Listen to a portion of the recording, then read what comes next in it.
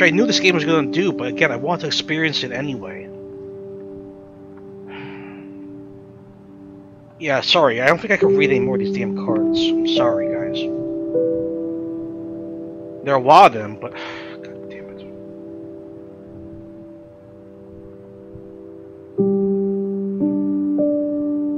The sad thing is, back then, the 70s, they didn't really know how to control the sort of thing that Matthew had. It only affected, like, a small amount of children back then compared to, like, other mainstream forms of cancer, so they didn't consider it a huge priority to research in. The sad thing is, if he would have had that diagnosis around now, in the 2020s, he probably would have been fine. More or less, because, you know, he might not have been fine, but odds are he would have survived it. With the advancements in technology we have.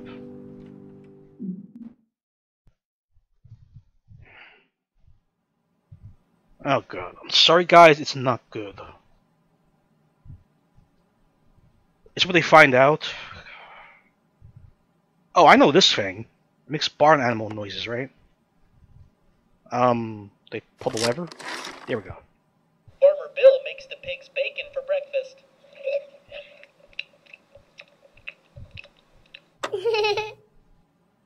Excuse me, that's cannibalism? Why are you feeding pigs bacon? Farmer Bill plays fetch with the pigs. That's so wrong. You don't feed pigs bacon. What's wrong with you, Farmer Bill? Cow. Farmer Bill plays hide and seek with the cows.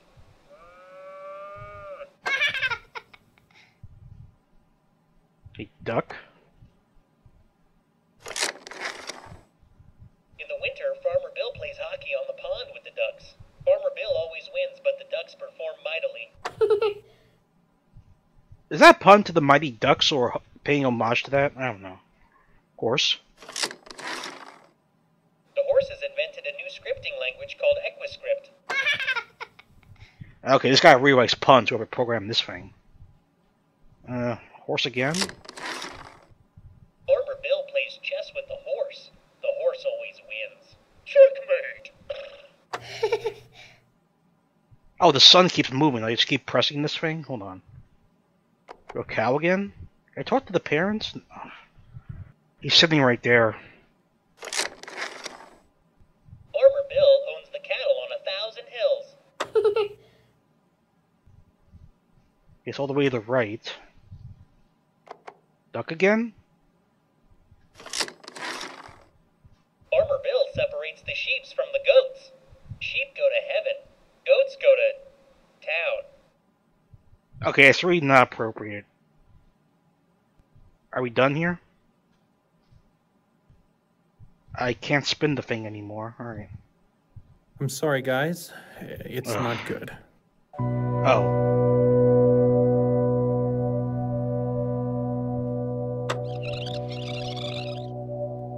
I'm sorry, guys. It's not good. Oh, jeez.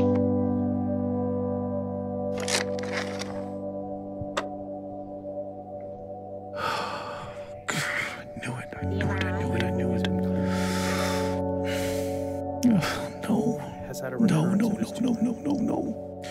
Size matters. How big is it? If I know how big it is, I can face it. I can size it up. And it's quite small at this point, but unfortunately the size isn't terribly important. Any recurrence means the chemotherapy has failed. This is a tragedy.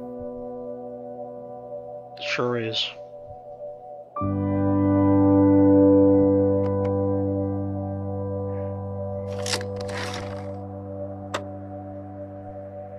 I guess I have imagined it.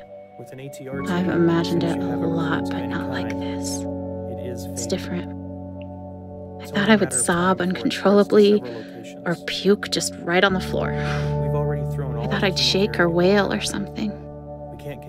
Guess this is shock. Tragedy, he said. That's right. That's the perfect word for this. It's a tragedy. I wonder if he says that every time. He's crying a little. I love him for that. He's not callous, he's genuinely sad. She is too. so there just aren't any treatment options that are curative.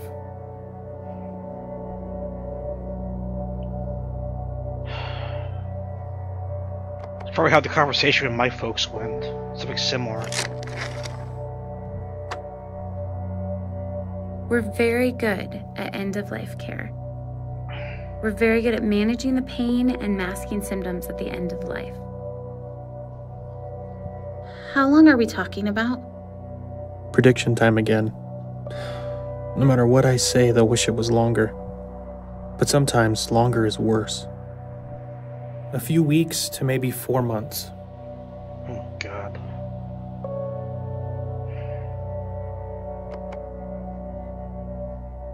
I mean, it's just soul destroying to hear something like this. It really is.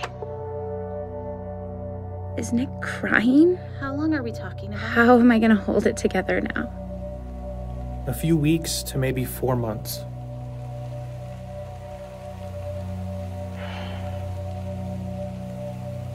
But the father?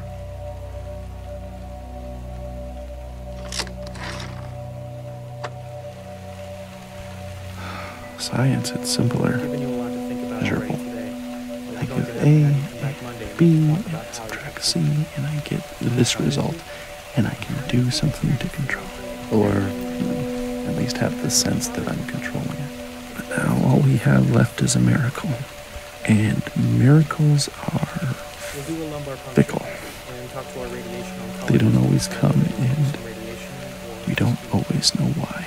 What if Joel's miracle doesn't come? I hope he lives. I've always hoped. But now I can't do anything but hope. Oh, radiation. At least we can do something. Hope doesn't require signing papers, or driving to hospitals, or holding Joel in my lap. Hope is for something someone else has to do for us. And when doctors can't, well, invisible Jesus must. We're so sorry.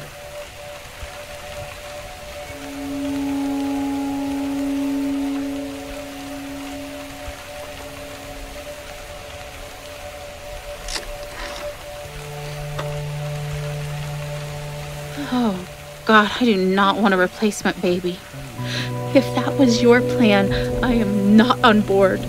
I don't want some new baby to help me move on. I would not have chosen this. Oh, God.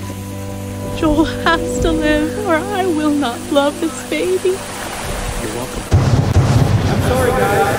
It's not good. The MRI? They've always been clear! Joel's had a recurrence of his tumor. Where is it? How big is it?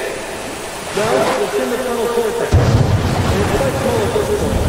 But unfortunately, the size isn't terribly important. Any recurrence means the chemotherapy has failed. This is a tragedy. With an HCRC, as soon as you have a recurrence of any kind, it is fatal. It is only a matter of time before it spreads to several locations. We have already thrown all the chemotherapy we have at it. We can't continue to give him chemotherapy that we know it's resistant to. So there just aren't any treatment options that are curious. We're very good at end-of-life care. We're very good at managing pain and masking symptoms at the end of life. How long are we talking about? A few weeks, maybe 4 months. We've given you a lot to think about. Despair sets in. Waiting on the hopelessness.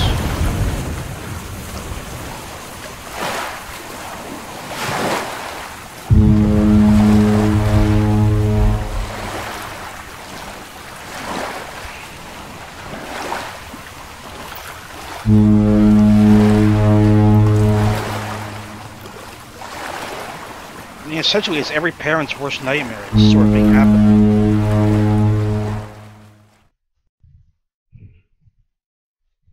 What else is there to say? Adrift.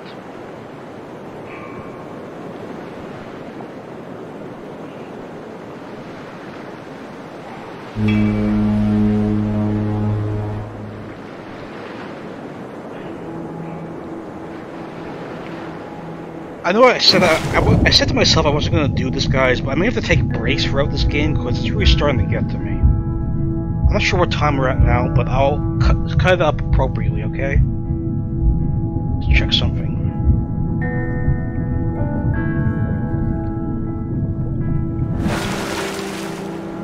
If you're gonna take a break here, guys, I'll get back to you when I can, alright? Thank you.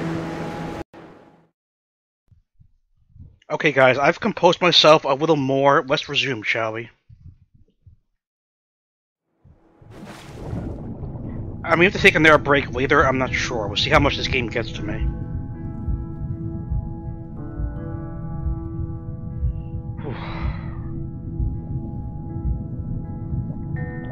I mean, even though I didn't experience these tragedies myself in person, they still hit very close to home, because after hearing what my folks went through, it really does.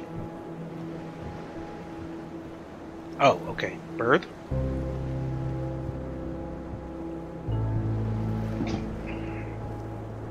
Boat? Oh, a bottle. Bottle? I have so many things stirring around in my spirit that I have to write, to settle myself and find God's wisdom in the midst of chaos. I'm scared I won't be strong enough to face the things we might have to face in the coming weeks and months. But then I remember how much grace God gave us to walk out everything we've already faced. I've never felt completely overwhelmed, and I've never felt alone. So no matter what comes next, and I truly cannot even begin to guess how this will go, I know we will be carried. I want to shout out, look what God is about to do. Watch how he delivers Joel. And at the same time, I want to roll up in a silent ball and wait it out with fear and trembling, so aware of all my doubt, but yet convinced that my doubt is insignificant compared to God's faithfulness.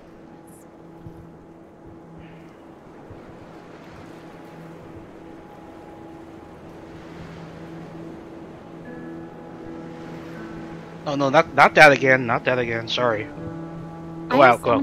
Go out! out! In my spirit that I have to write. Thank you. Sorry guys, I'll move forward, okay. Oh, I'm playing as the bird, okay. Bottle. We've been through so much already. This is a new degree of tragedy, but it's not so much different from the struggle we've already been living. We pressed into God. We pressed into faith.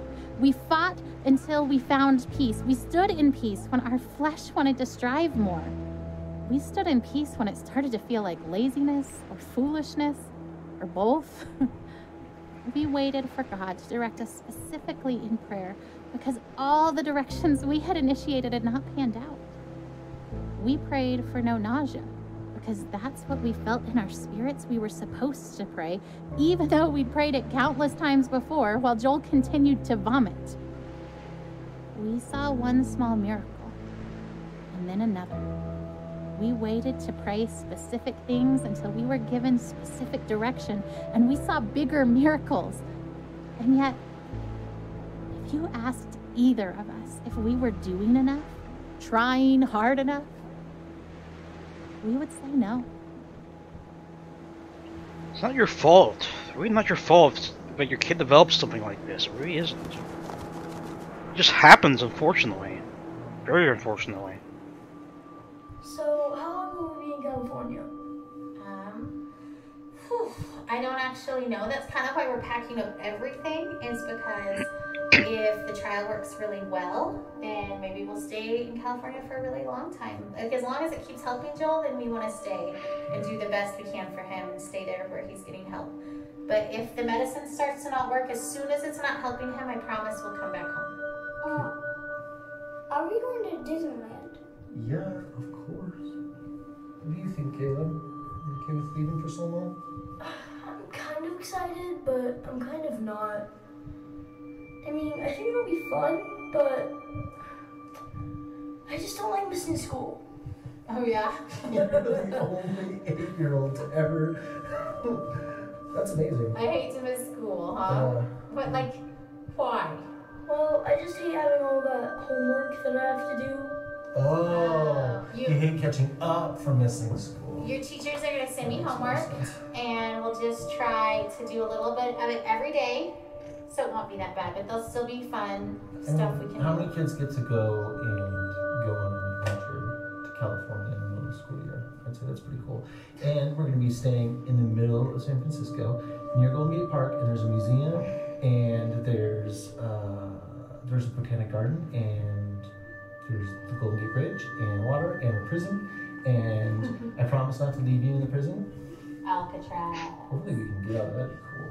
Anyway, so we're gonna have lots of fun, and we're gonna spend lots of time as a family together, and lots of time with Joel too. You know? Yeah. It's kind of a sad trip, even though it's fun. Yay. Yeah, yay, and sad. It's kind of all of those things, huh? Is it all the things, Caleb? Yeah, I mean, it's hard to see Joel, you know, like needing so much help. Yeah. I think, like, for me, sometimes I'm kind of excited, and sometimes I'm kind of sad, and I just kind of feel all of that. So it's okay if you guys feel all of that too, because I feel all of those things. They're still holding out hope he's gonna be alright, but you already know the end result at this point. You really do.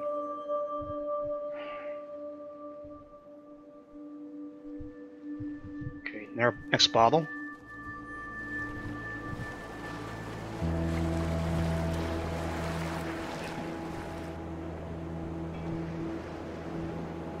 As this long day draws to a close, I am tired, but not sleepy.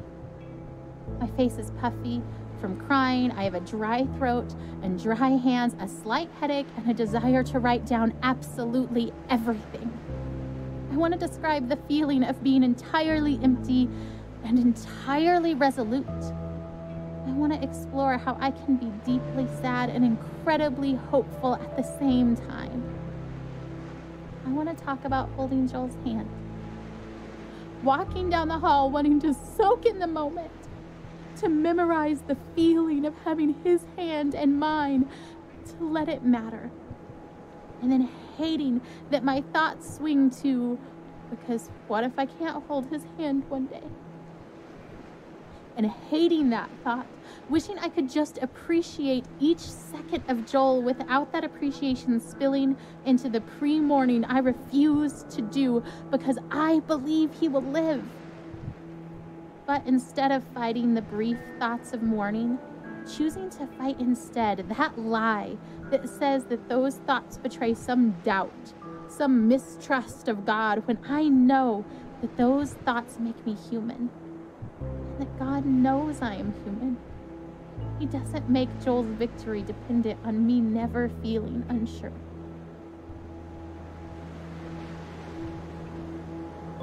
There's another bottle over here. Yep.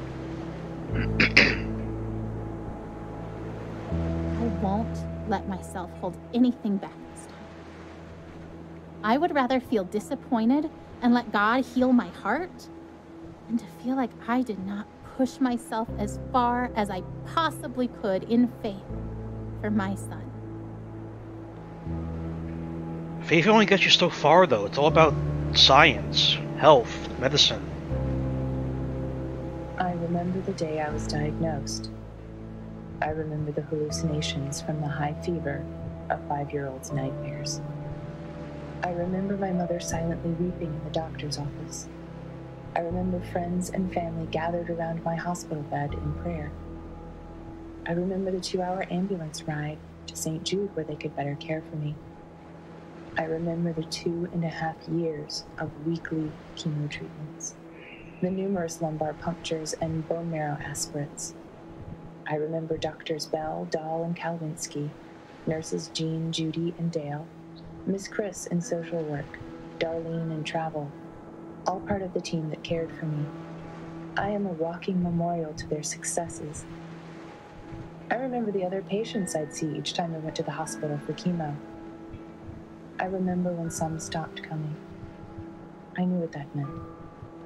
I remember the years of summer camp for children with cancer, children like me. I remember their laughter and the midnight talks of fears and joys. Normal kid stuff. Some less so. I remember when some stopped coming. I knew what that meant. But I remember them. I am, and other survivors are, memorials to those who lost their fights. I take it this is someone who survived cancer, because she sounds like an adult. And the letter made it seem like she had it when she was a kid.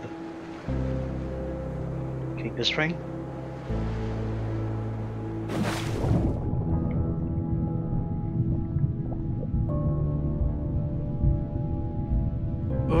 Her expectation is so maddening sometimes.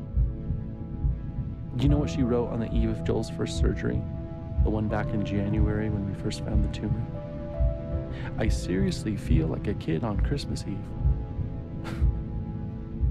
I'm pleading for God to spare his life, and I'm tempted to despair because self-inspection leads me to conclude I shouldn't expect much of anything. And yet my wife is expecting a surprise party from the Lord, replete with presents and supernatural miracles. I envy her.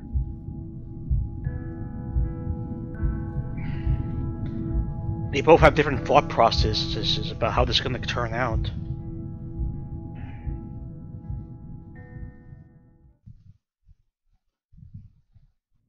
That's the thing, that you fight against each other to the point where you just can't stay together anymore. Hop in bed, boys. Let's go. Boys, get in bed. Oh, can you at least tell us a story? So they have at least 2 other children, that much is apparent. Sure. Okay. This is the story of a very brave knight named Joel. Joel the baby knight? Yes, Joel the baby knight. But he's also Joel the very brave knight. And he was being chased by a dragon named Cancer. Oh, is that where the name of the game comes from? Okay. Yeah, I'm not sure if these people are still divorced or not, the parents, but I'll have to look that up if I get, when I get a chance. Where does the dragon live? In a forest. What do I say about the jump scares? Jesus. Is the dragon big? Very big. Oh god. Does the dragon breathe fire? Oh shit.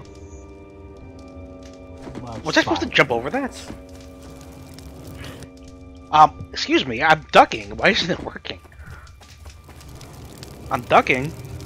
Oh, now it decides to work? Thanks. So, Joel has armor, like a sword and a shield and stuff? Ooh, or maybe a spear? Okay, how do I fight? Oh, square. Or circle.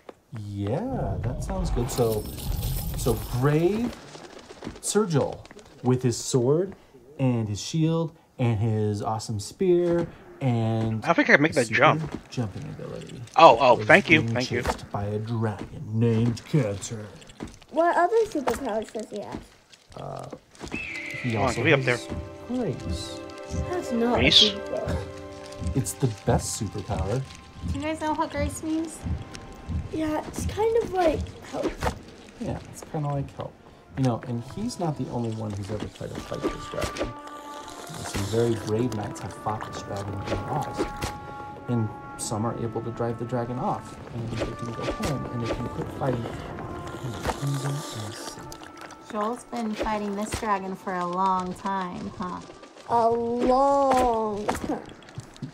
But You're a scorpion. Joel found a nice empty cave where he could rest. And it seemed like the dragon couldn't find him. But just when he thought that the danger was past, the dragon found his hiding spot and came after him in the cave. How is this an uplifting story, parents? Good god. Well, that dragon's going to kill Joel. Joel's going to lose. Why do you say that? Because Oh, Joel Jesus Christ. is just a baby. Babies can't kill Oh, a dragon. fucking hell. You're right. The baby can't kill the dragon. But that's the best part of this story. God fights for Joel. Oh, Jesus Christ. These are right with Joel, and we know that God can win even if Joel can't. That's grace. Okay, could these fireballs stop spreading like that, please? Oh god. Well, what about Tim from church, Mom? He died from cancer. Wasn't God Tim fighting from for church? him? Didn't he have grace? Of course God fought for Tim too. Tim fought so well. He was so brave and so strong. God let him rest. Okay, I really don't like these It fireballs. seems like the dragon won because Tim died. But we know that Tim's in heaven and that he's with God and that God is so proud of him. So maybe Can I kill this thing or not? done fighting was grace.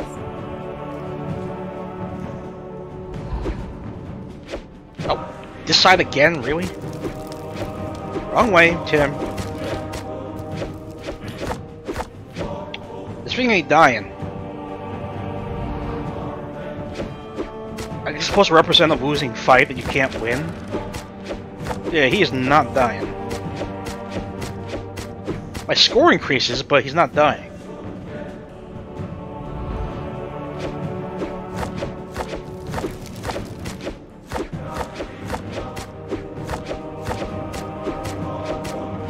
Yeah, it's supposed to be to represent the fact you can't beat something if it's like gonna kill you, you know? Oh. Yeah, I'm dead. Alright. I get the symbolism, but it's awfully depressing.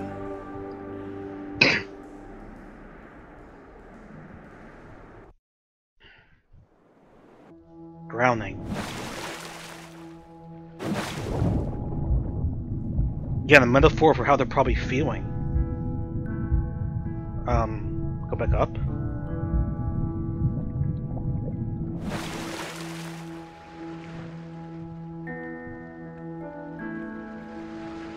I guess we're going to that buoy. Here's the boat. His wife raft? Not raft, but... Oh, Ryan, get in the boat.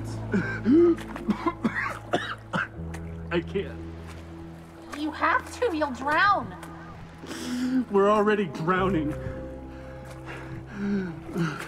How can you sit there like that? Despair doesn't help anything. Neither does false hope. And I'm not despairing. How can you say false hope? You're drowning. Well, you're missing your oars. And you don't even know where you're going. And yet you're so sure you're gonna get there. It's better than drowning. Well, enjoy floating on the surface like you always do. There's nothing deep about drowning. Just get in the boat. You have to let me feel this. Someone has to. That's not fair. I love him as much as you do. I just really believe we're going to be okay.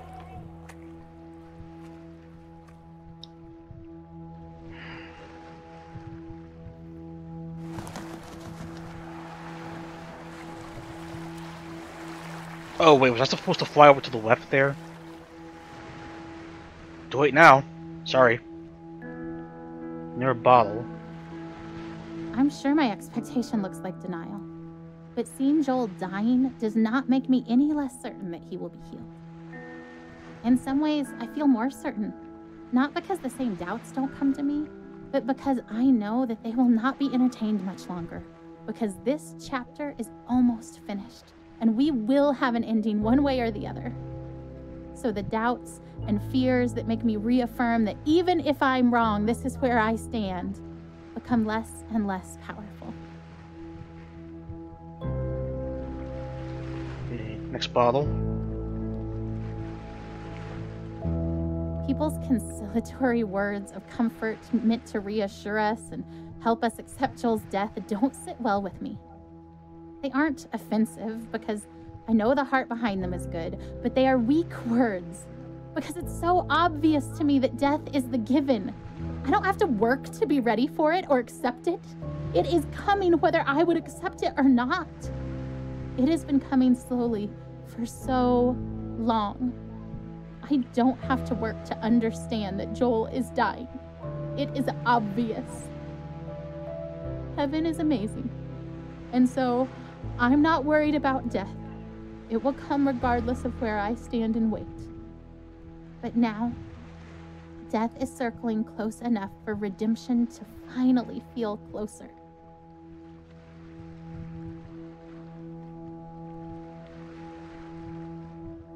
Okay, you go over to there. Is that couch?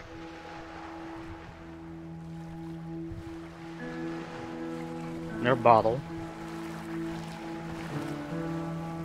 This is the part of the story where a daring rescue can thwart Death's intentions just in time, perhaps when it looks like it's already too late. I want to watch for that.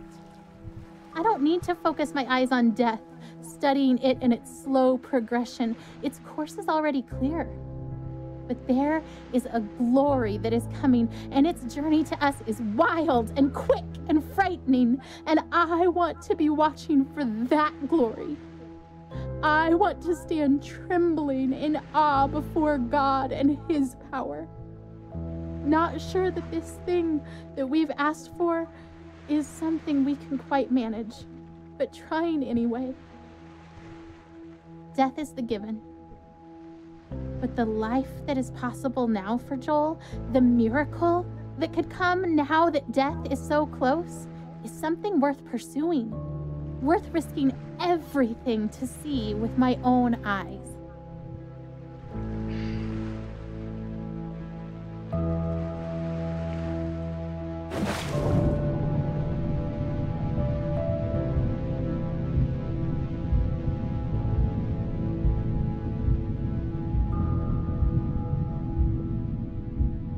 Just feel so helpless, both of them really do.